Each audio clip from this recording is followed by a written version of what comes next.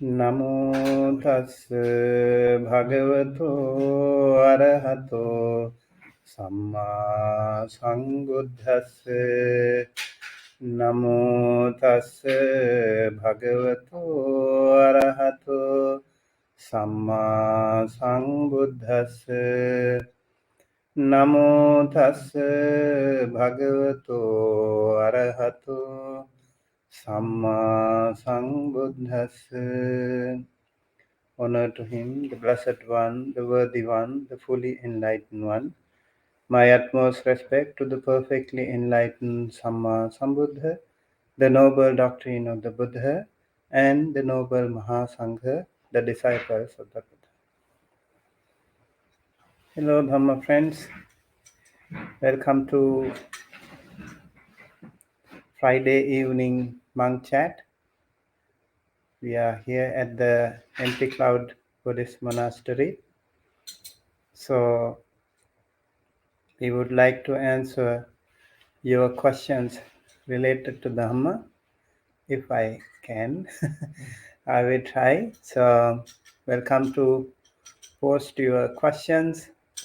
And we have here some friends here right in front of me, live audience, and also Karen B. Kumu, Vivian Tuong, Maria Van Tichke, Manal Vyas Mehta, Yankee Apple, Usha, Lawrence Suheva, and Mary Byans. All here with our monk chat, and welcome all of you. So to begin with our discussion, I would like to, until they pose some questions, maybe you can start if you have any question. Question. It's related to what we were discussing earlier about schedules, and I guess the question is how to adhere to a schedule, because here is very schedule oriented and my job is very schedule oriented, so I need the schedule, but how do I adhere to it without clinging to it or needing it, do you think? Maybe you want to say the question so that I don't know if everybody in the audience heard it. So you want to have a schedule to follow, or you want to adhere to schedule? Yeah, so over here at the monastery we have a schedule, so everyone knows if you stay here 1 week you will still very easily get used to that schedule here. You know what time to eat, what time to wake up, what time to go for morning chanting, evening chanting, and meditation. That is a really nice schedule, so it really helps us to maintain, to register in our system. So it's easier, yes. And at your workplace also it happens. It is a good way actually if we can do it. Sometimes schedules also are maybe kind of good habits. Maybe we have to have our own schedule too. Even if we don't have any schedule to follow in some other places. Let's say you go to a place where even monasteries, if you go, sometimes you don't have, you are on your own. So you need to have that self-discipline. You need to have that schedule with you. Before going to that place, you already decide you are investing your time and energy. So you need to make that schedule with you. Okay, I'm going to wake up this time. I'm going to do this thing that time. So apart from those institutional schedules, you can have your own schedule, which is, I think, going to be very helpful. Whether I'm going to read a book or not, whether I'm going to use my phone or not. And if there is, like, let's say, like really, really urgent something, so then what time is a good time? And your practice. meditation, different kinds of meditations if you practice. What time is like morning, what is my schedule for my meditation, and you can practice different meditations in the morning, early morning. I prefer anapanasati, which makes me very comfortable because after a good night's sleep, it's easier for us to practice better. So practice anapanasati. Maybe after lunch, you can go for even a walk and then meditate. You can meditate like even Buddhanusati. You can meditate some other meditations such as metta meditation. Sometimes if you immediately after food, a lot of people feel a little bit drowsy. So maybe it's good time you meditate for half an hour and then walk for half an hour and then come back again, meditate half an hour and then go for half an hour. Already 2 hours. Bhante, what if when you do the schedule, it causes you a lot of stress and suffering? What should you do? Then you don't have to. But what if Yeah. you have to, like for if work? you have to, you need to accept it. Maybe you need to internally adjust to it. If you don't have to, sometimes once in a while, you can also try without any schedule. Okay, I need to sleep today a little bit more. I think it is okay, you can sleep a little bit more. I don't want to eat today. Okay, skip the dinner. That's good. And I don't want to do this thing, that thing. I want to focus today more. Sometimes when you have time, I think it is good to um, be on your own, but always the schedules will not be there. I guess we should not also be strict to that. Sometimes you need a change. You just like, let's say, like in the army, the police, they also have very strict schedules. So sometimes they themselves feel like little bit stressful. So you go to different, maybe that is why you need to have those what do you call, holidays, and where you can practice on your own. Sometimes you can go to a forest or a beach or mountain or monastery and engage yourself completely free from all those schedules. That also is a possibility. Yeah. I know it is difficult, but if you have to, you have no choice, right? Then you have to accept it. Okay, I'm going to do it.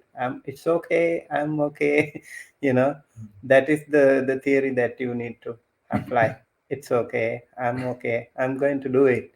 If I like do it, um, like without any wish, then, or without any, if you're not willingly doing it, then you suffer. If you accept it, it's okay, I'm going to adjust. It's okay, I will do it. I have to report to the office 8 a.m. I don't normally do it. Okay, I'm doing, I'm going to do it. So I adjust my schedule accordingly, and you do it. And then you will like it. Hey, sometimes change for a life also is important.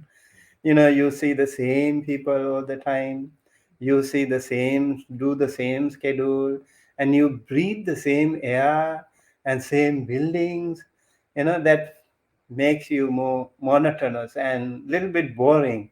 And sometimes you need to go for a change, go to the forest, see these beautiful mountains, and listen to those birds and see the greenery and see the snow, and you also see different people and don't feel anxious. So just enjoy how people be happy, and the little kids play and the other people are happy, laugh. Just enjoy that and enjoy that mudita. So when the others are happy, you can be happier. I think it is a good way. Sometimes you need to change. Even the breathing, the air that you breathe. Like, let's say, like in Los Angeles, you stay for a long time. Go to East Coast sometime and feel this cold weather. And people who are here stuck, oh, it is too cold. Go to Los Angeles. Enjoy that. Go to other places where the beaches and all these things are. You will be happy. You can actually, those little changes in your life can stimulate. So you can go back and then you start working again. You can be happy people. Thank you, Bhante. Okay, just one small follow up. Because I notice myself when I like schedules. I do well with schedules, and when the schedule's interrupted, my mind gets agitated. And so I don't know if you have any recommendations for the clinging that I feel to making sure that everything is scheduled, and the aversion I feel when that's interrupted. Yeah, just like jet lag, right? Yeah, I think jet lag is a good way to see how your body does not like change. Sometimes it happens, but then you need to listen to the body. Let's say you have jet lag, so what do? You follow up with the body and you sleep. So why not we don't sleep? We try to, let's say, like 3 hour difference from California to New Jersey. So when I come here, I don't sleep that time. I just somehow hold it, and then actually we have to sleep a little earlier here. So you sleep and then you adjust to this situation as soon as possible, rather than clinging to that same same schedule there. If you do it, you will suffer. You can't enjoy here, and you really have the old habits which really disrupt your wonderful practice. So you have to get used to the uh, new schedule. When you come to the monastery, it's a new schedule. You have to wake up 5 a.m. you know, so you are mentally prepared for that. You need to physically and mentally prepare when you go for that. I think that way your life can be entertaining. I think enjoy. I hope this is important too. All right. Okay, we have a question here from, I think, okay, a lot of people here. Vivian, Maria, Manal, Madalena, Yankee, Usha, Mary, Jekala, and Janaki, Kumu, Sujon, and John, Geeta, and Jane Austen. Oh, interesting name. Jane Austen. Is that the author of Emma? Yeah. Okay. All right. Let's see what J. Kala has to ask. Are Bhante, Sudaso, and Aya still in Italy? Yes. Yeah, they will be here soon. Yeah. Okay. Kumu asks, what are your thoughts on combining the first part, 1 to 4 steps of the breath meditation, as the reference point to calmness, and one of the Brahma Vihara meditations at the same time? Um, I I think it is good to start with breathing. When you sit for the meditation, I personally like to start with the breathing, maybe long intentional deep breath, and then you calm yourself down, because you are already kind of agitated. Your body is already walking, talking, seeing many things, so already a little bit restless. So you need to sit down, then properly sitting posture, and then you need to focus on your meditation. Sometimes your maybe shoulders, um, there are some little exercises that you might try also, like take a good long deep breath and raise your shoulder like this,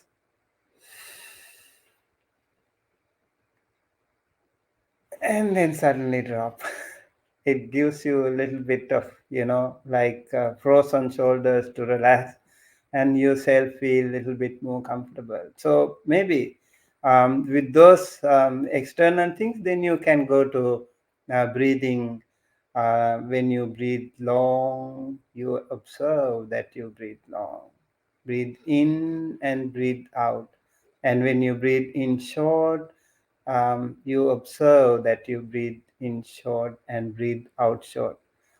This also will take some time. Breathe in long, maybe probably at the beginning, right? We need to do some intentional breathing, hopefully, and you can observe that. And eventually, you can feel that when you are settled into your meditation, you can feel your body is calm, your mind is also becoming calmer and calm. When you do not make any movement, you try that. Do not make any movement whatsoever, then your breath becomes subtler and subtler. This really, really happens.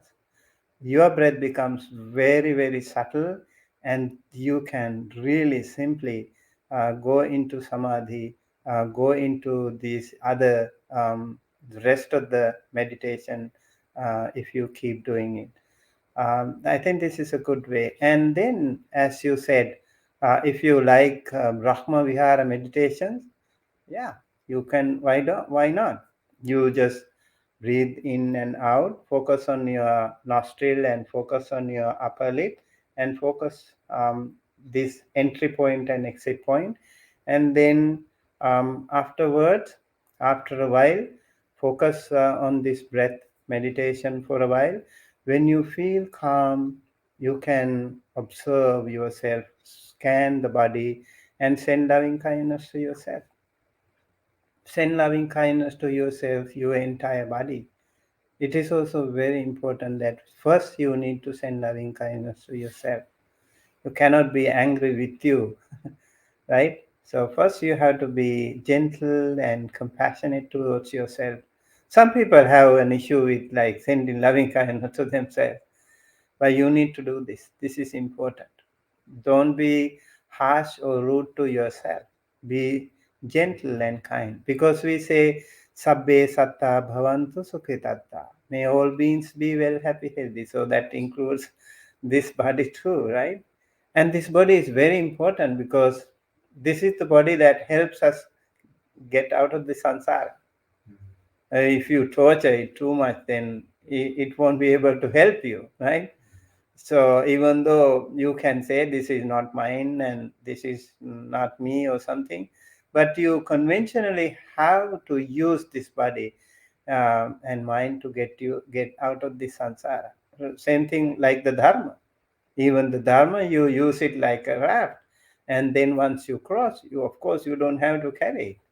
You can leave it behind. So we have to be gentle first of all to yourself. This is really, really important. So scan your body from top of the head all the way to the tip of the toes, maybe like upper section of the body and mid section of the body and lower section of the body. You can also think of different internal and external body organs, or if you have some pain, numbness, tightness somewhere in your body, you can pay a little bit more attention to that and send loving kindness to that area. How do we do that? Like breathing in and send loving kindness. You kind of generate a powerful energy. Do you know how to generate goosebump? Have you done that? You might try. You might try. Like goosebump is also a wonderful way of like feeling. You feel the sensation. You can maybe generate a goosebump in that particular area. If you keep thinking, trying, it might work. I think it works for me. If I have, like, let's say I want to focus more on my head, upper um, section, upper body section, I can generate a goosebump. So I feel that like feel that sensation very easily. I recommend you scan. Maybe you have your own system. Scan on your own way and observe different body parts and send loving kindness. May I be well, happy, healthy. May I be well, happy, healthy. May I be well, happy, healthy. It's really, really helpful to send loving kindness to yourself. And some most of the time, you can notice with powerful loving kindness as a powerful antidote also to pain. Your own body pains can be overcome with the powerful loving kindness blessing, unless there is some really powerful karmic um, sickness or something that you have. Many of those diseases will also be gone. You can even practice vipassana if it's more painful. That way you can also see the arising and going away, ceasing of those pains, and send loving kindness to that area where you have some difficulty. That will also be very nice. Lower back, knee pains, headache, shoulder pains, or whatever. Send loving kindness. That's really nice way of practicing metta to yourself. And then you can also go to your mind. Send loving kindness to your mind also. How do we do that? May no harm come to me. May no anger come to me. May no hatred come to me. May no jealousy come to me. May no fear come to me. How wonderful. You think that goodness, just like you are sending that blessing, well-being to others, send it to yourself too. So that way you feel more light, you feel more comfortable and peaceful. Your inner peace can be maintained better. I highly recommend practice this metta meditation. Remember, although we call it metta, it is actually all Brahma Viharas, right? So you can send it to your near and dear ones, your loved ones, or the people who have helped you, who have taught you many different ways, who bless you, and then who well wish you. Those people who are happy with your progress, those people who are with you in your ups and downs. You need to think of them and send loving kindness to them. That is such a wonderful thing. You can be grateful and thankful to those people. Either you can select one person or you can select multiple. Maybe you can make a short list of those people who have helped you. That's a very beautiful habit. You remember them. You are thankful and grateful to them. Maybe starting with the Buddha himself. You can think of your parents or grandparents, whosoever people helped you. Um, those people you remember. It is good to send loving kindness to them.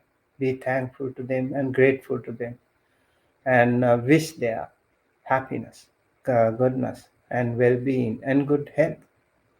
That's a really, really powerful way of practicing metta.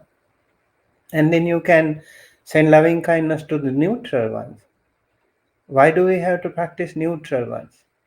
Send loving kindness to neutral ones. In the 7 billion people in the world, how many people do we know actually? Right? Only just few people. Can you remember like 100 names? Hardly any, right? So, yeah. So it's hard to remember or to be known to all, except you are a really big superstar, maybe a soccer star or any other, maybe actor, or they are lucky ones. They have done some good karma in the past, maybe, to be able to have that love and respect for many people. That is why it is said, when you do some good karma, you share with the others. Therefore, you will never be in short of friends. Yeah, that's why we need to share the merits with the others. And yeah, so that way we need to send loving kindness to the neutral ones. Neutral ones can be children, can be elders, can be women, can be men, can be humans, can be non-humans. Remember, there can be non-humans too, neutral. So we can send loving kindness to all of them too, because any one of them at any point of time can turn hostile. You never know how, when, where it happens, right? Sometime in the plane, sometime in the shopping mall, sometime in the school. You see those neutral ones turn hostile and make like life-threatening situation. Why not we send loving kindness to them as well, so that they can become calm and peaceful, so they also don't do anything rash, anything harmful to anyone, right? So it is good to send loving kindness to those neutral beings. And then the most difficult one, that is the unfriendly ones. Sending loving kindness to unfriendly ones also is really, really important. It is difficult maybe at the beginning. So if it is difficult, maybe take a good long deep breath, then release and relax, and then think somehow I want to do this. I want to send loving kindness to this person. Why? Maybe that person really need your loving kindness. This person really need your loving kindness, your blessing. That person is in real danger or difficulty. We need to send loving kindness to them so that they can also feel comfortable, peaceful. And even if they are sitting next to you, you don't look at him or her, you can still send loving kindness. Even if that person in your vicinity, you can still do it. You don't talk. Maybe he doesn't talk, he or she doesn't talk to you. You can still send loving kindness. You focus on that person, send loving kindness. This is a beautiful practice. Sending loving kindness to the unfriendly ones. Whenever you enter an assembly of so many strangers, send loving kindness to all of them before entering. May you all be well, happy, healthy, and here I am. This is your self-introduction. You can do it, and it makes so much sense because you feel more comfortable and confident when you do that. And you will feel like everyone is welcoming you. Right? So it is important to do that. Keep doing it. It's a process. It's not an overnight work. You continue to do this.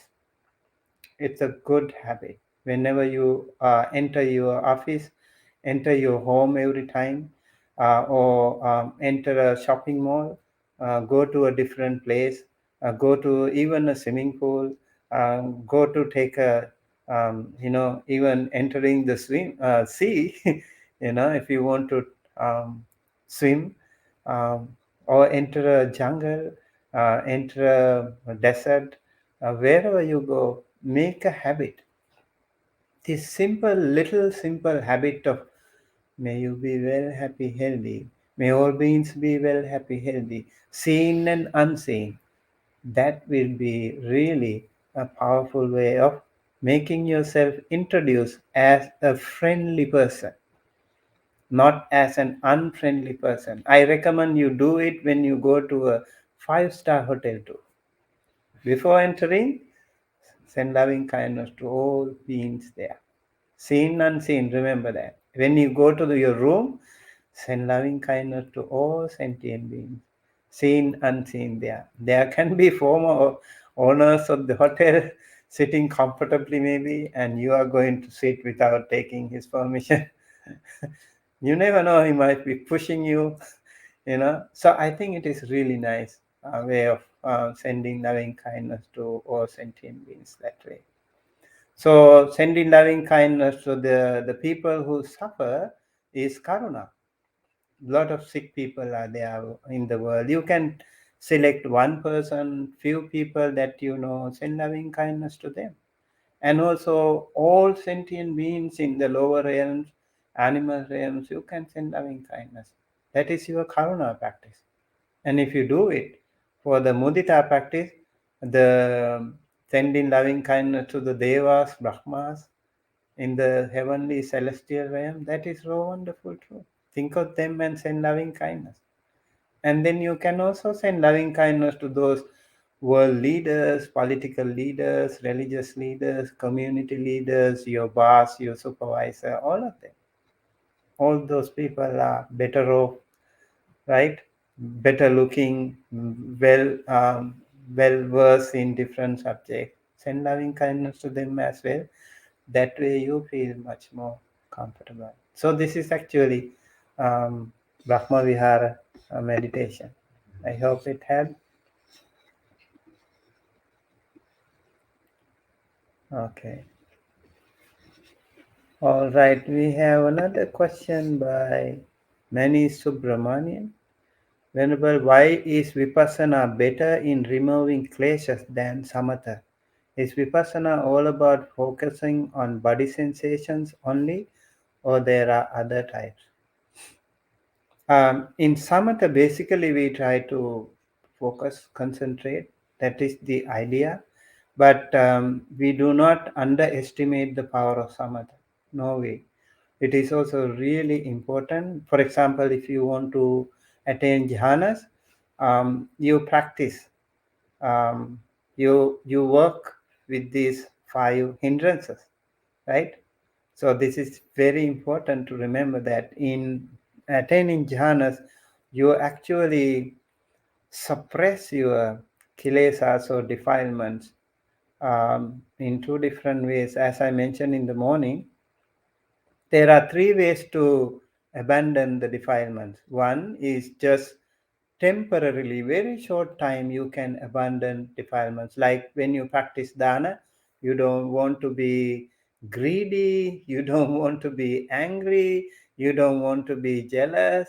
You know that when you do this, I can generate good positive energy, wholesome energy. With that understanding, you need to practice dana, generosity. So during that time, you temporarily actually suppress your defilement, but you never know. While practicing this dana, also you might generate some sudden anger or sudden restlessness when you see a lot of people shouting or talking. You might feel like disturbed. Still, that is why the mind is really, really fragile. We have to be careful about that when you practice dana. Maintaining noble silence will be very helpful actually, so that you can totally focus. But then there are other people who don't necessarily follow these things. So you have to expect the unexpected. Then make sure you don't panic. You just practice. So samatha meditation is helpful for us to vikambana level suppress. This is actually much more profound way of abandoning defilements, but again, they are not complete abandonment.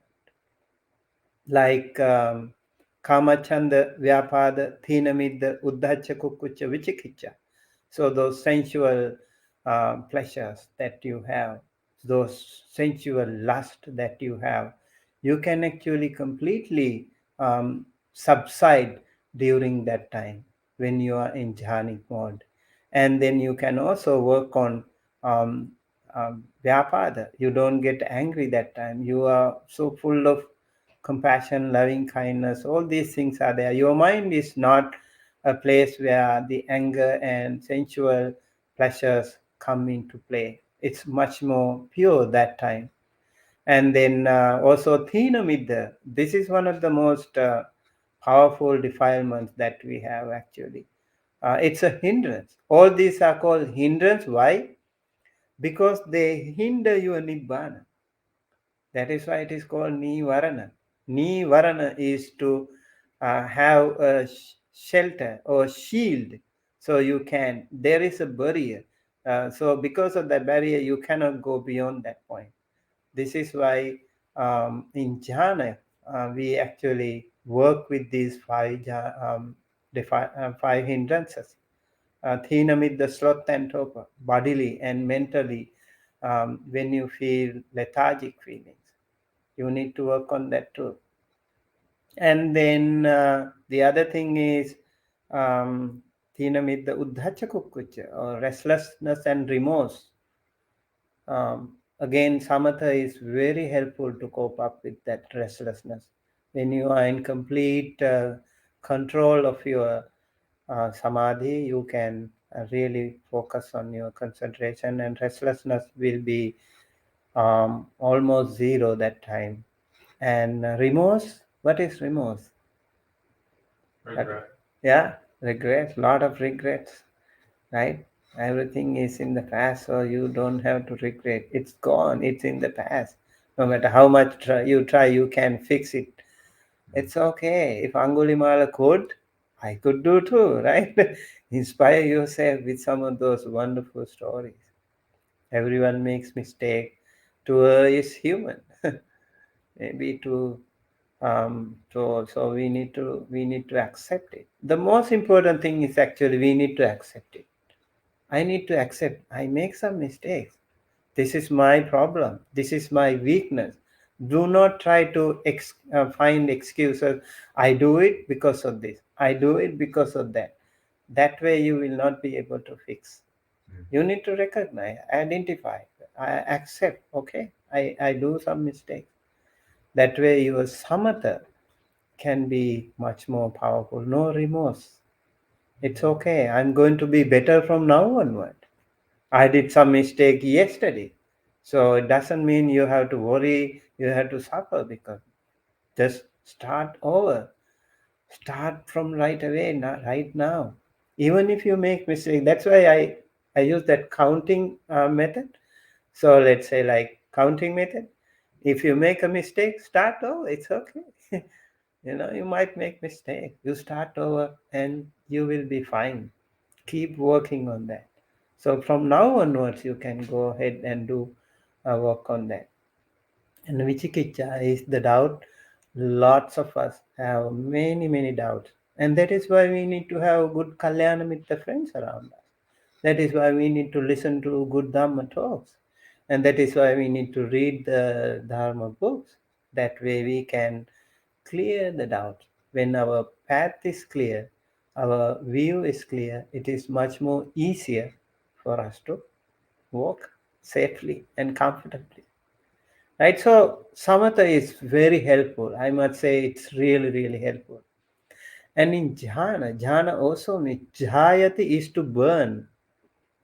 You burn some unwholesome defilements actually. When you do that, when you meditate, what do you really do? You burn some former bad karmas too. Because the more wholesome things that you work on, most of those bad karmas have no condition. They don't find condition to infiltrate. You're focusing, you're meditating. That way, everything you do at the present moment will be very helpful for you to go into your future with more comfort and more safety way. This is important. Remember that some of the things like you practice mindfulness. What happens when you practice mindfulness? Mindfulness is your gatekeeper. Does not allow those outside defilements to come and disturb you. At the beginning, of course, you will be careful. The mindfulness will be careful. But once you are into this practice of um, mindfulness, um, when you are an expert on this, when you are a seasoned meditator, those defilements actually will not be allowed to even come in, infiltrate. Remember in the Satipatthana Sutta this morning, we learned about Chittanupassana. We just observe. Saragam va chittang, saragam chittanti pajanati. If there is a lust, you recognize it, observe it. It's okay. Vitaragam va chittang, vitaragam chittanti pajanati. So you recognize it. And it is the initial level. Anger, those sadosang va chittang, sadosang chittanti pajanati. Vita dosang va chittang, vita dosang chittanti pajanati. When you are angry or not, you recognize it. These are very important for us to recognize it. And then later, when you keep practicing, you will be able to strengthen, consolidate your mindfulness. That way, the mindfulness will take care of your mind.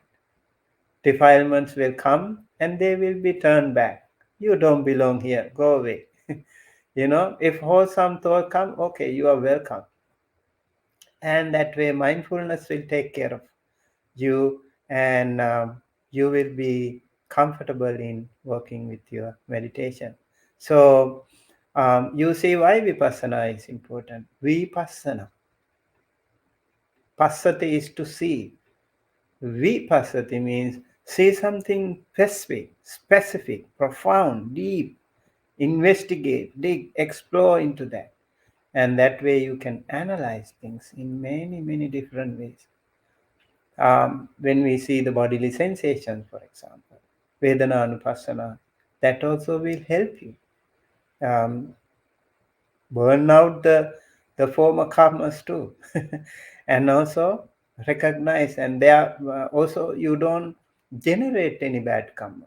That's also really a wonderful way to get rid of the kilesas. And eventually, the most important thing in practicing vipassana is we practice anicca, dukkha, anatta. We practice impermanence and suffering, and then there is no permanent entity. This, including this body and everything what we contact through these different sense doors, we know it is not I, me, myself. Then when you know that, when you are very clear about this, then you will not generate any karma, no kilesas. Kilesa means defilement. That is how it happens. So body sensations will also help you actually work on your mental chittanupassana, first vedananupassana, and then go to chittanupassana, and then go to dhammanupassana. All these things can be very helpful to get rid of many of your karma. Rahul. Uh, hey Bhante, I just wanted to thank you for your book recommendation of digital minimalism. Okay, I thought it's a question. Yeah, digital. Yeah, digital minimalism by Carl Newport, and the other one is Deep Work by Carl Newport. Also, it's a really good book. I think I don't know if he has any contact with Buddhism, but looks like the Buddha had this deep work way before 2500 years ago, when he went deep into the forest to practice meditation. That was what he was doing. So in deep work, so Carl Newport is talking about how important it is to focus on something. And a lot of distractions today, right?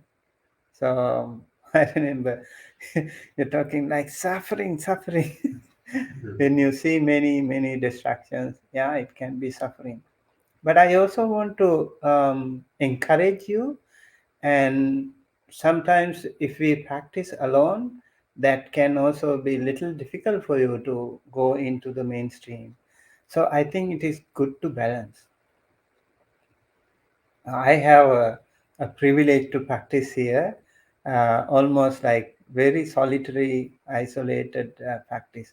But when I go back to Los Angeles, I meet so many people, so I kind of balance. I feel more comfortable with that way. So I also think, like, as Buddhist people, daily you practice 5 precepts, and once a month you practice 8 precepts, and maybe once in 6 months or something you practice 7 days retreat, or once a year you can practice 10 days retreat. So that should be a gradual way of practicing, not right away, like you go to 3 months rigorous retreat and then you don't know how to go back to the normal life. I think when you go back to the normal life, you should be normal person. When you come to the monastery, you should be like a monastic, right? That's why you observe 8 precepts. But when you go back to the your household life, you just be normal. I think that is very good. There, you can be more mindful, and also you can be more compassionate. You can be more generous, and you will notice that you are giving a wonderful example. When you are patient, when you are more organized, when you are more um, matured in your approaches in dealing with certain situations, the other people around, they will see the difference in you. Wow, look at him, look at her. Oh, they are doing wonderful, very patient, not like before. Earlier they were like very restless and agitated. Now look, they are very calm and amazing. How did you learn this? How did you do this? Oh, we went to empty cloud to meditate. Oh, I also want to go. Maybe you can inspire those people to come and practice. Or else, if you go from here after some retreat, you go back.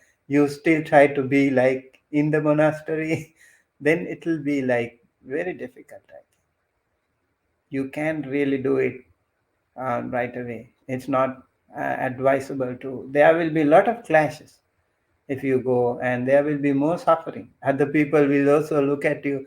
Are you okay? They might feel like little uncomfortable. So maybe you need to show at least you are okay, you are doing okay, you are doing better, in fact, and you need to inspire them. That is very important. Do not make them like stressful too. And maybe um, you need to show your compassion, loving kindness, generosity, and patience, particularly. So you need to practice these things. I am sure it will be working better after you go back to the society. It's really, really important. That is why we need to practice meditation every time. Like once a day or twice a day, you can practice major session, and then in between, please practice like 5 minutes practice or 2 minutes practice of your TikTok meditation. That will be really helpful. Now, whenever you are angry or whenever you are sad, whenever you are upset, close your eyes, look into your mind, read your thoughts, recognize your thoughts, and calm down. That way, you will feel much better. Another question like toxic waste. Interesting. How do you know who is reputable? I have advice from a monk, but don't know if monks from different monastery country, same school, will have clashed, and I can't use it. Like Ajahn Brahm being expelled. uh, I think maybe Ajahn Brahm. There was Yeah, it's not like, I don't think it is being expelled. you can't. There's nothing to be. Yeah. So it's not really. How do you know who is reputable? You can see actually if you listen to their talks, yeah, and also if you see them in action. How do they like? What kind of things they say? Do they say things to generate anger in you, or jealousy in you, or hatred in you? You can see like lobha, dosa, moha. Are they generating those things? If you listen to them, you just have to open your eyes and you can judge yourself. You don't want to really worry about that. If someone is actually uh, generating things like schism or some kind of negative energy among you or among others, then you can think of it. So you can, now it is easy, you can change the channel. Easy, right? Don't worry too much. I was just going to say, Bhante, that's why I think it's important for people to study the Dhamma, to study the suttas. And then if they're listening to a teacher, they know, oh, this is in line with the Dhamma. And then also see, as people teach, are they following, as you said, are they following Sita? How is their Sita? How is their morality? Is it, someone's reputable. Like, do they follow the precepts? Do they follow the Vinaya? Yeah, sometimes people can blame you also. They blame Buddha also. So it's okay if someone blame you, and also you need to learn how to cope up with that. I think this is again very important. Like when someone appreciates you, you feel very excited, you feel very happy, right? And then how do we cope up with someone when someone blames you? This is very important. I think you need to think, okay, this is my karma, this is my bad karma, or I'm now I'm actually happy when someone blames me, and that way I don't feel.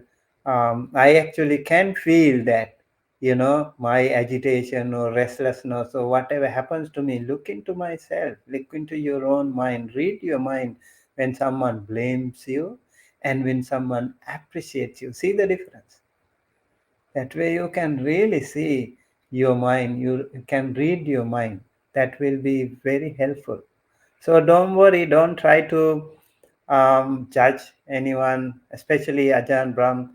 We have great respect for this monk. He has been, I don't know if, yeah, maybe he's not perfect, 100%, but he is a monk who has done so much wonderful Dhamma service in the West, and especially in Australia and other countries too, and even today. So we have a great respect for this wonderful monk. Yeah. Um, would it be okay? First say Kamalian, I think, asked, would it be wrong to aim for a heavenly rebirth? Um,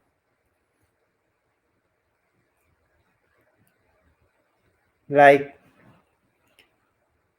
it is, it is a tricky situation that we are in today, actually, because sometimes even the Buddha, I noticed that he has actually tried to rescue the people from going to lower realms. For example, in the story of Matta Kundali, we saw how the Buddha timely intervened and rescued him from going to the lower realms. Matta Kundali was the son of a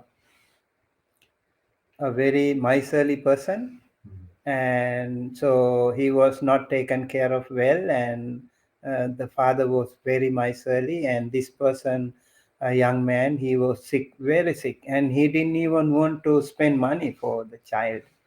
And he went to the doctor and asked, if someone has this kind of a disease, symptoms, what kind of medicine that you give? He was not wanting to take his son to the doctor, but he was trying to get some advice from the doctor. It is said the doctor was also like, he was sensing, oh, this guy, I know him, very very miserly, so he didn't give the right medicine, he gave the wrong medicine, and so he applied to that son.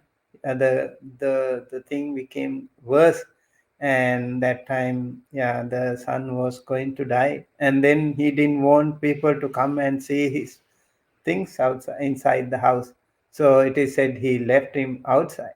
This is like a little bit bizarre case, but it happened, and that time the Buddha recognized this young man is a really important person. He can rescue hundreds of his um, relatives around. When I rescue him, he can rescue many other people. He can inspire many other people. That way, it is said the Buddha appeared right in front of him. Actually, when the Buddha, when he was facing towards the wall, so he sent some light, and the young man looked at the Buddha. He was so happy to see the Buddha, great compassionate one, standing right in front of him when he was about to die. So his last moment, the Chuti Chitta was very, very wholesome and happy. And it is said he was born as a heavenly being. And later he saw his parents and everyone crying and wailing, and then he was actually advising them, um, what you are doing is not the right thing. Now go to the Buddha, listen to Dhamma, practice the Dhamma, and that way they were also inspired, and they many hundreds of followers were there after that. They came to the right path, it is said. So sometimes being born in a heavenly realm can be helpful, but that is not the last mission that we want to think of. Being born in a heavenly realm can also be helpful because there are some really wonderful devas there. For example, Buddha's mother. Who is Buddha's mother? Mahamaya.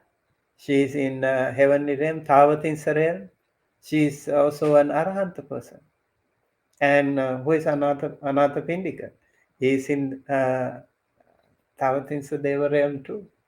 They are very powerful people, already powerful devas. And there are many other wonderful devas, for Chatu Maharajika devas, for guardian angels, also very powerful and good followers of the Dharma. And the king of devas, it is said, Sakka Deva, also really very important person. So it is said they actually meet in their Sudhamma assembly, and they also monthly evaluate things happening. They also discuss the Dhamma. You can also meet many wonderful Kalyana Mitta friends in the heavenly realms too, and the Brahmas also. So when the Buddha gave the first Dhamma sermon, only 5 humans were there. How many millions of other devas and brahmas were there? And many of them attained Maggaphala. So we do not want to discourage that way. But being born as a human is also a really a great golden opportunity for us, because we can do so much good karma. Only human beings can become Samma Sambuddha. Only human beings can become Pacheka Buddha. All the others can become only Arahanta. Devas, Brahmas including. So we have much more privilege. But remember, I remember there was a picture one time, uh, like the one, it was a staircase. One goes up and one goes down.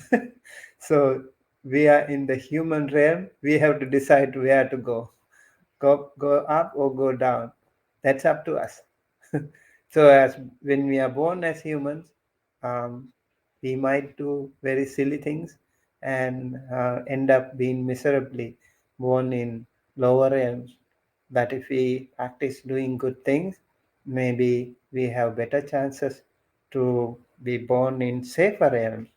Even as human realms, uh, you know, safety, dangers, pandemics, all these things, if you see, life is not so secure.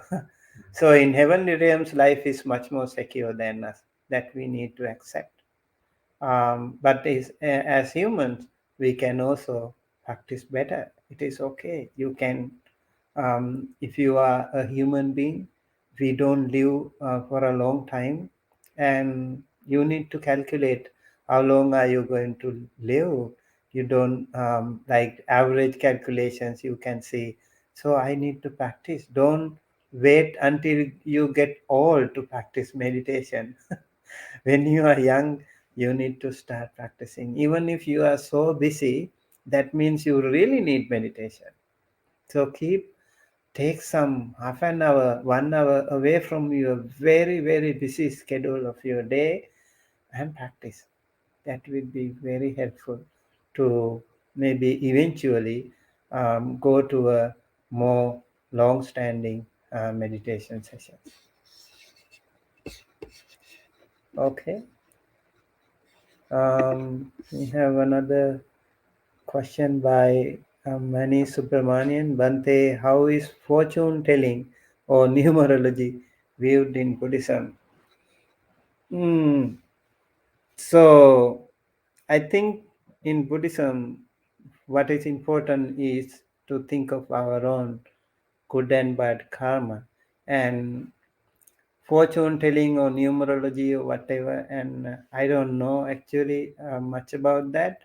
But I think, like when you say someone, um, okay, this is going to happen to you, it is good if they can do it for themselves. Sometimes you see those people who are involved in this, they also are not so happy people. They might also be even more in depressed mood. And so you yourself have to maybe be a little bit more confident. Okay, it's okay. Whatever happens, you accept it.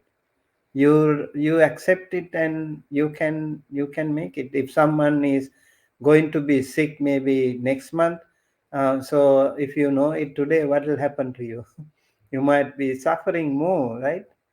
And maybe if you don't know about that, at least you have 1 month to be you know simply live your life peacefully, comfortably. And I think these things are not really, I don't really recommend these things, numerology and fortune telling. And I think even in Buddhism, it's not so important to us, not at all important to us. So yeah, about living at the present moment is important. So you don't worry about your past, or you don't fear about your future. um, Stay in the present moment.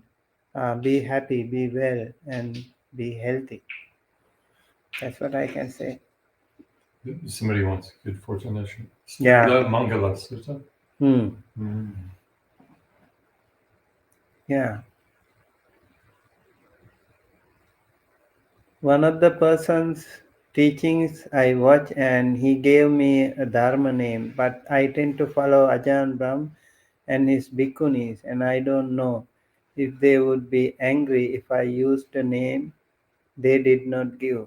Why should they be angry with you? Don't worry too much. Over worry.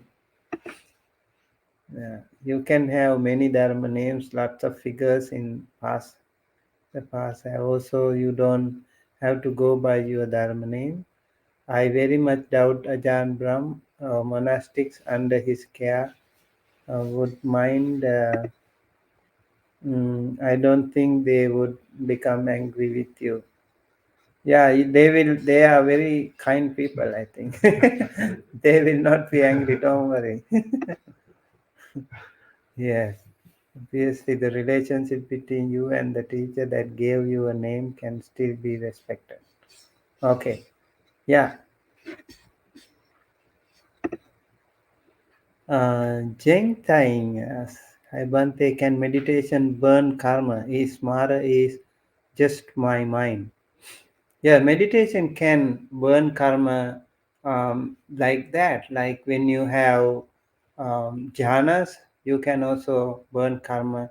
You even when you do actually some any form of good thing, you are kind of burning some bad karma. The more wholesome things that you generate, you can actually practice more. You can actually burn many of the bad karmas. Whenever you practice metta, loving kindness, you definitely burn so many anger karma. Karma of jealousy and other things. You burn them.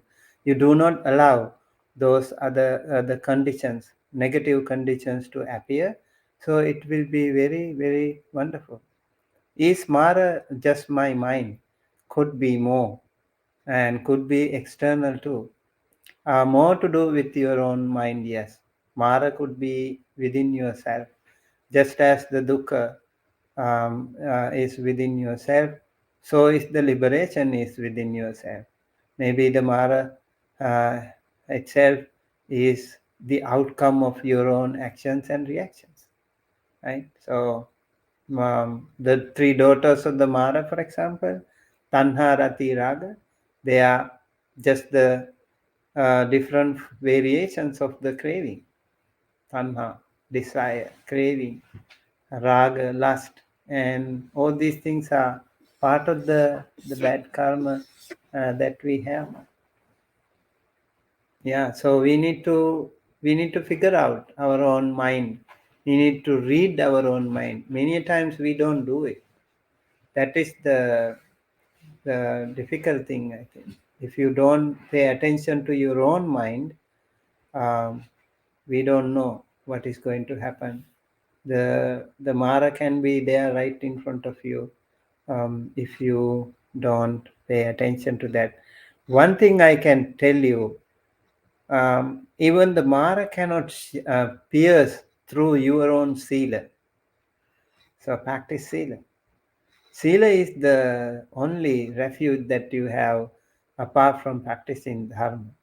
If you practice Sila, go back into your Sila, and then you will feel that your system will be much more protected even from the Mara. Remember when the Buddha was just about to attain Nibbana, enlightenment, the Mara came and Buddha actually touched the earth. He had an asseveration. It is called Bhumi Sparsha Mudra.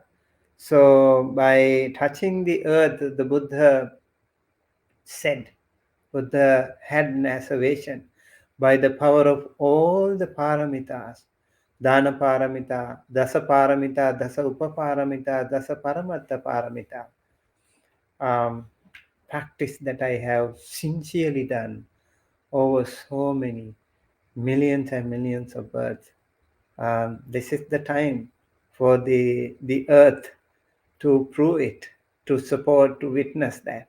And it is said the Mara was um, the external Mara, it is said, was beaten, and he ran away. And also there is a kind of actually regional guards, it is said, actually. Um, they are also called Maras. So sometimes you can see when you do good things, you have so many disturbances. Did you notice that? Sometimes when you do good thing, more and more troubles come to you. Many disturbances are there. When you practice meditation also, it could happen to you. But if you do something wrong, you will have many friends. You will have a lot of affluence and wealth and easy money. You see, a lot of things in the world. Lot of people can get richer by doing some easy things, right? Like weapons and drugs and all those things are like easy money making things. But when we do something like meditation or practice dana sila bhavana, there can always be difficulties, there can always be challenges, but be confident of your own sila, your own practice, and you will never be beaten. You will never be defeated by any Mara then. You should definitely be able to encounter anyone then. So please be confident of your own sila practice. That will be very helpful. Oh, Jain Nasrin is asking a question. If a Buddha statue at home gets broken, is there a proper way we should dispose of it? I wasn't sure if we should throw it away with the trash. Yeah, so, like when we have a Buddha statue at home, it is just a statue. It is also actually a piece of metal or piece of wood, or maybe just soil. You see this four elements are there too, and it is not permanent, it is also impermanent. Sometimes these things happen, and sometimes due to some reason the Buddha statue falls down, and people really feel very bad. Oh, the Buddha statue fell down, I feel very bad. I think this is where we need to practice our real dharma. This is important. If it falls down, it's okay. You know, this is the nature. The Buddha also passed away, and the other Arahanta monks were not crying even. So don't worry. It is very natural if something like that happens. And then maybe because you were respecting, you were thinking of the Buddha, by looking at the Buddha, doing some prayers. Maybe I don't recommend you just dump into the trash can. I think it is better to safely put it somewhere. I know in Sri Lanka people take it to the Bodhi tree. Those broken Buddha statues, they keep it underneath the Bodhi tree. They take them to the temple. So we see like lots and lots of them. They feel like little bit uncomfortable maybe. Um, but yes, you don't worry about that too much. Everything is impermanent. So Buddha statue is just a statue, and you get a new statue, it's okay.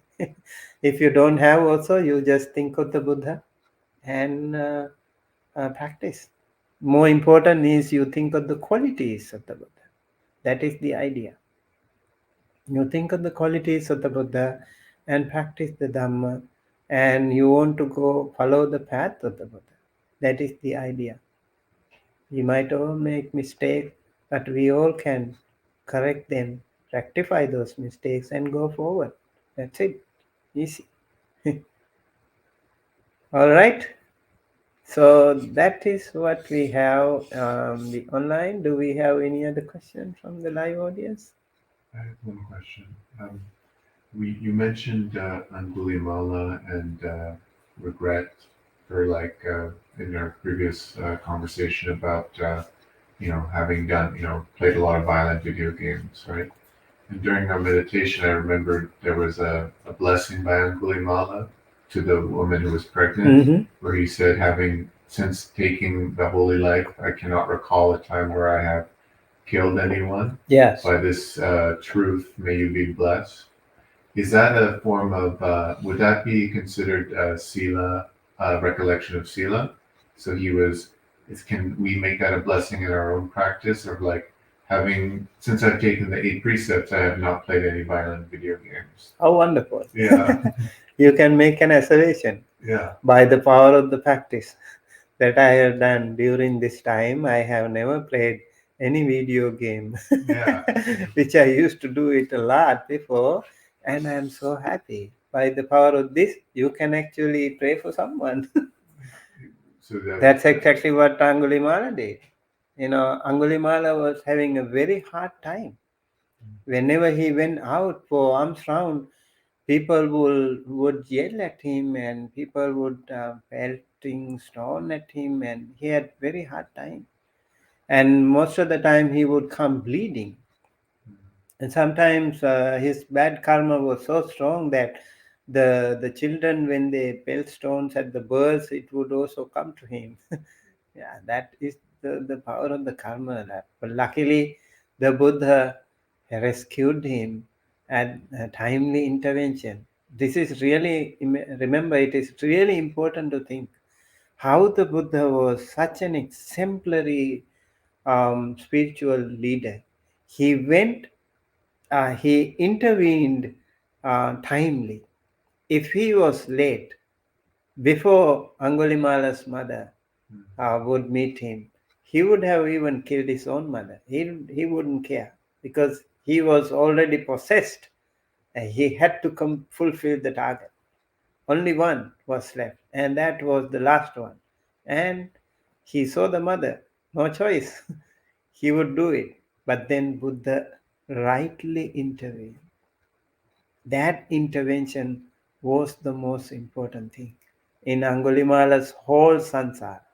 If he killed his mother, even the Buddha wouldn't have been able to rescue him because he would have done anantariya papa karma, unpardonable offense. So this is why it is so important, and that is also why we also have to inspire ourselves. If we compare Angulimala, he could become a Ram, right? Why do we worry so much about some very silly things that we have done in the past? In the past, many people must have done so many things. It's okay. You just hang on to that and you just worry about that. It doesn't give you any respite, any solace. Just think of Angulimala. Wow. Angulimala, even after doing all this bad karma, Buddha rescued him and Buddha showed him the path and guided him towards the Nibbana. All of us can do that. We need to practice. We need to be confident also with ourselves.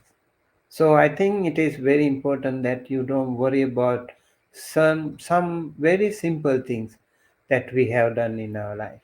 So keep doing the good work. From now onwards, we all can do better. That is the best way. Do not repent over spilt milk. you can't you can't put back that um, past wisdom, right? So Angulimala, when he practiced that, the Buddha asked actually, when he talked about the lady, the aspiring mother, pregnant lady, she was crying with labor pain, and Angulimala felt very sad, this monk, and he didn't know how to help her. And then he came to the Buddha and said, I met a lady who was really in pain. Those days they didn't have hospitals. I think till the very recent past they didn't have hospitals. They all were born at homes. So this lady was suffering, and Angulimal was thinking about her. And then Buddha was thinking, wow, this is a good chance to help Angulimal from further troubles. Whenever he goes for alms round, he will be respected by the people.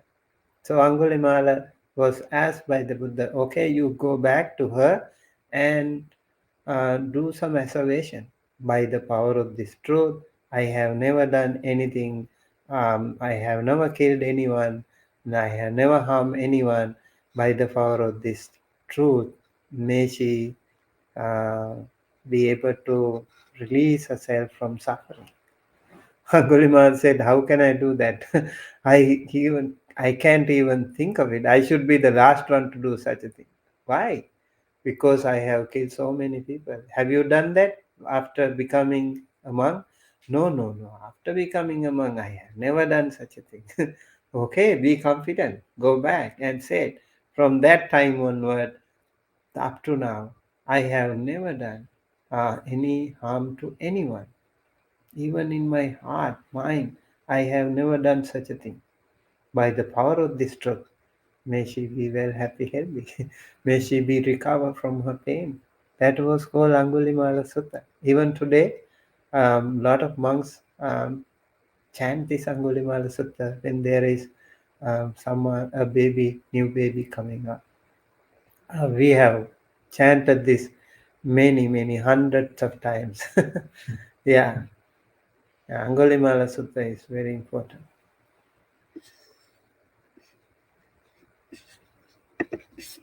I think, okay, we have a little bit of time. Robin Nelly, is there any way of telling if we achieved stream enterer in a previous lifetime and we are just going through the remaining 7 lifetimes? There can be Jata Sotapanna situations. Jata Sotapanna means you are born as a Sotapanna person. That could happen. But then you could see if that is the case, you should you should test yourself. Do you have that Sakaya Ditti, self-identification? You need to check yourself. You need to really check yourself. Do you have that? Or do you have vichikicha, any kind of doubt? Your path should be crystal clear to you when you do that. And then you can also think um, Silabhata Paramasa, by practicing this and that, I can attain Nibbana, or I can do this thing. So, lot of rituals, rites and rituals, when you do, lot of people do such things. Very weird rituals sometimes, right? We Buddhists also, I see, like many a times they do like some weird rituals. Yeah, so probably there is a chance that that yourself, you could definitely feel yourself. The one thing that you know is like saragam va chittang, saragam chittang tipajanati, just like that. We also said vimuttang va chittang, vimuttan chittang tipajanati. When you are liberated, you can feel it. Avimuttang va chittang, avimuttan chittang tipajanati. When you are not liberated, you can feel it. You need to recognize it. Yeah. If not, there is something, some weakness in that status. Yeah, you might be one of those persons who are actually in the remaining 7 lifetimes. If you can confidently say that, yeah, we can't really judge.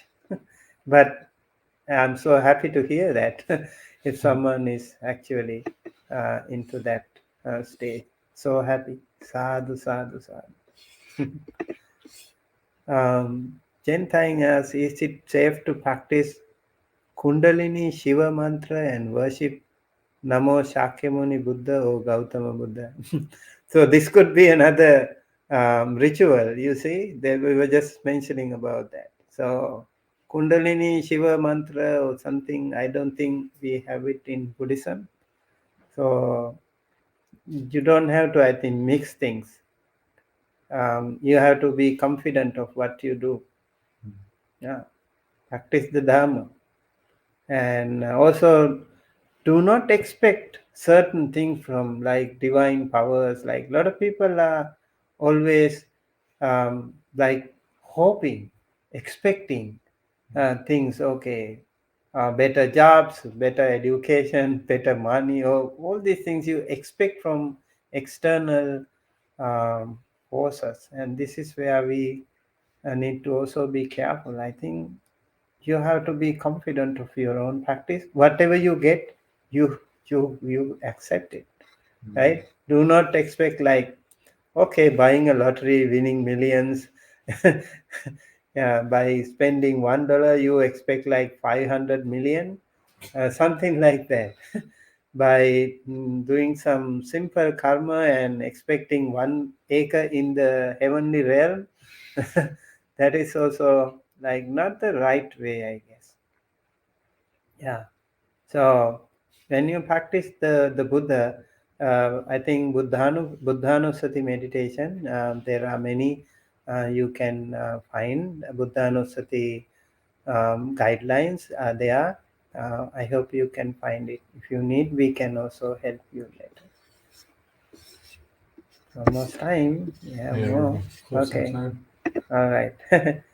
Richard, my biggest breakthrough this year from the practice was when I discovered that we need to be appreciated was wrong view. Learning now, love isn't a relationship but a quality of the heart. What do you think? It's good. Hmm? Sadhu. Yeah, that's right. I think when people fall in love, they expect too many things and they get stressed a lot. Like when the other person talk to someone else, you feel upset, and when that person text you or not text you, talk to you, not talk to you, always suffering, right? So what is the point in having a relationship like that? I think it should be a point where you can be happier, right? You can discuss together, share your ups and downs. You when you are weak, you can get some advice. Maybe someone is there to listen to you, care for you, I think if we can somewhere somehow make it to a more positive relationship, these relationships can be better. Like I remember, like how Yasodhara and Prince Siddhartha, that Yasodhara did not have any complaint, and she exactly knew what was Prince Siddhartha's motive, and they were actually practicing together. They did not have any complaint, nothing. So, and eventually, what happened? The Buddha left her temporarily, and then to come back and rescue her from the rest of the samsara. So if he was staying with Yasodhara, even the Buddha couldn't, none of them could actually help themselves to, get out of this samsara. So that temporary leaving was very helpful. Sometimes you need to do that, right? I hope, quality of the heart is all what matters. You should be more happier. You should be more understanding. Respect each other, right? Mutual respect and mutual trust. All these things. And sometimes, like I have a lot of complaints about these things. People say like they check the Facebook page or each other, what they do, everything, wherever they go, whatever, whosoever they talk, then you get like really very stressful. Um, yeah, just be comfortable with your relationship and respect and trust. This is where we need to, I think, both people have to come together, talk to each other, and understand each other. That way, your life can be much more happier, I think. Okay. Yes. We have a few more questions. I think I have been told that Buddha means to awaken or awaken, but what does Dhamma and Sangha mean? Yeah, Buddha is not a name, it is a status. Like Buddha is the awakened one. Dharma is the teaching. Sangha is the community, the disciples who practice the Dharma. Okay, those, especially the Sangha here means the monks. Sangha here it is also explained like those blessed ones, community of disciples who practice. They are worthy of respect, worthy of hospitality, worthy of donations, and worthy of gifts. Yeah, Dakineya, Ahuneya, Pahuneya, Dakineya, Anjali Karaneya. These are some of the qualification that they have when you are into the Sangha. And also there are noble Sangha, Arya Sangha. Arya is all those Sangha members who have attained Sotapanna, Sakadagami, Anagami, Magga, Phala. Sotapanna, Sakadagami, Anagami, Arahanta, Magga and Phala. There are 8 noble persons in this way. So Sangha is the unbroken lineage of those great monks ever since the Buddha Sasana was initiated today and even in future. All those Sangha members, innumerable, incalculable Mahasangha members are counted here. Okay. Facebook users, is there any short mantra to give to someone who is very busy but has some faith in Buddha? Short mantra. Okay, I think short mantra is there. Like Sabba Papasa Akaranang Kusalasa Upasampada Sachitta Pariyodapanang Etang Buddhana Sasana. Sabba Papasa Akaranang, avoid all evils. Don't do anything wrong. Kusalasa upasampada, do all the wholesome things. Sachitta pariyodapanang, purify your mind. Etang buddhana sasanang, this is the teaching of all the Buddhas. So to be precise, to be good and to do good. Yeah, that's it. And you can give that mantra to that person. And you can also practice yourself. Yes. I think one last question and we finish. This is not a question. Much appreciated, Bhante. Unconditional love towards all beings without the need to be loved back or be appreciated has been truly liberating. Yes.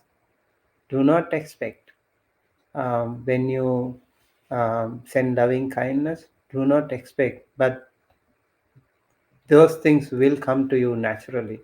You don't have to expect. That is very important practice. All right. Thank you everyone for joining us today with the Monk Chat. Looking forward to seeing you again with another Monk Chat on Friday 7:30, and also we have other programs tomorrow 6 p.m. So if people are local, so 6 p.m. there's Dhamma talk and meditation, and Sunday people can come in the morning. Yeah, and if help. you are around New Jersey, New York, you are welcome to join us. Sunday 1 to 4 and Saturday 6 p.m. You are welcome to join us with our meditation sessions. And possibly other monastics will be here Sunday, right? Yes, yes. We will have, I think, some more monastics coming up, joining us with our meditation on Sunday. That will be so wonderful. Okay. And next week, Bhante Sumitta will be back then. Yes, Bhante Sudaso will be back and you will have more Sangha. All right, with that we conclude today. May you all be well, happy, healthy, with the blessings of the Noble Triple Gem. May you and your loved ones, your near and dear ones, your family members, friends, relatives, teachers, elders, may they all be well, happy, healthy. May all sentient beings, including Devas, Brahmas in the celestial realm, and also the other sentient beings in the lower realms, the sentient beings in the animal realms, and all humans, children and elders, men and women, seen and unseen, near and far. May they all be well, happy, healthy, safe wherever they are. May you all be able to live your life peacefully, comfortably, with good health. May all of us and all of them be able to attain the supreme bliss of Nibbana, the absolute peace and happiness at the end of our samsara. Thinking thus, please keep your palms together close to your heart and say 3 times, Sadhu, Sadhu, Sadhu. Abhivadana siris nichang vaddha pachayino chattaro dhamma vaddhanti ayuvagno sukhang balang ayurarogya sampatti sagga sampatti mevacha ato nibbana sampatti iminate samijjatu. Okay, good night everyone. See you again later.